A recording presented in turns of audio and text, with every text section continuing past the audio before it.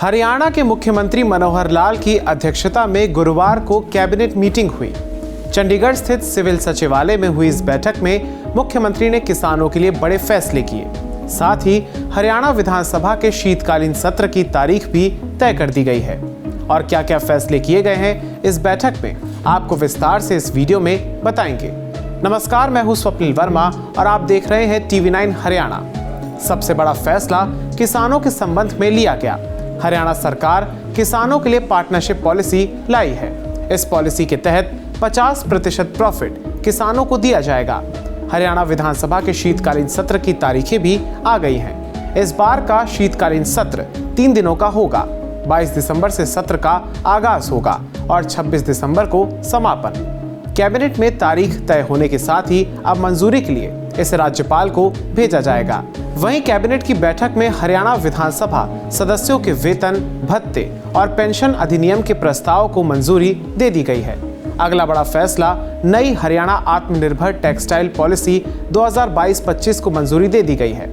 ये पॉलिसी प्रधानमंत्री नरेंद्र मोदी के 5S विजन यानी farm to fibre to factory to fashion to foreign के सिद्धांत पर काम करेगी और इसका मकसद कपड़ा क्षेत्र में 4,000 करोड़ रुपए के निवेश और 20,000 रोजगार देना है। 2022 से 2025 इस पॉलिसी को हमने मंजूर किया है, जिसके अंतर्गत जो हमारे कुछ एरियाज हैं जहां टेक्सटाइल का प्रमोशन करना है, प्रोत्साहन देना है, तो उसमें जैसा पानीपत है, गुरुग्राम है, भिवानी है, हिसार है, सिरसा है, जिन स्थानों पर टेक्सटाइल का स्कोप ज़्यादा है वहाँ और इंडस्ट्री आए।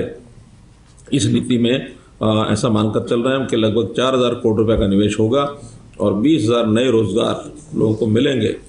आयुष के जो चिकित्सक हैं इनकी भर्ती 205 पद भरने के लिए, और ये प्रपोजल एक पारित किया है कि HPSC ही उसको भरेगी। एक विषय, ये जो पुलिस के जो वाहन हैं, हमारा 112 की जो गाड़ियाँ चलती हैं उस पर ड्राइवर्स की कमी थी।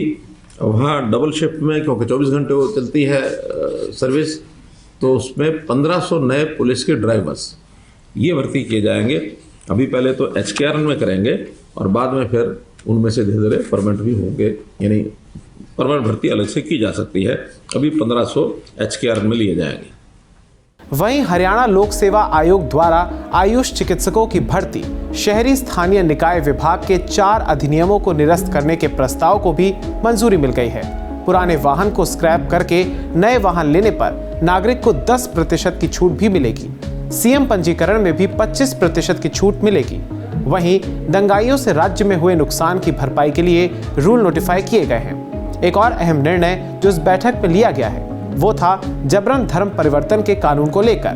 दरअसल कल उसके रूल फ्रेम कर दिए गए हैं। इसके अलावा भी कुछ और महत्वपूर्ण फैसले किए गए हैं, जिनमें 100 स्क्वायर मीटर के प्लॉट का डिवीजन हो सकता है। हालांकि इसके लिए रजिस्ट्री वर्ष 1980 से पहले की होनी चाहिए।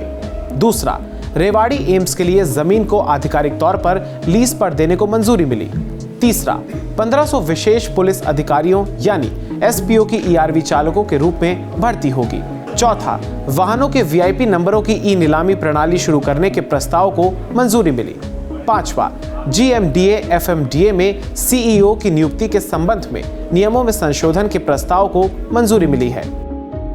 तो 100 बात की एक बात यह है कि हरियाणा में 2024 में चुनाव होने हैं, जिसे लेकर उल्टी गिनती शुरू हो चुकी है। ऐसे में मौजूदा मनोहर लाल सरकार का प्रयास है हर बैठक और हर फैसले के माध्यम से ज्यादा राज्य के निवासियों को फायदा पहुंचाया जा सके।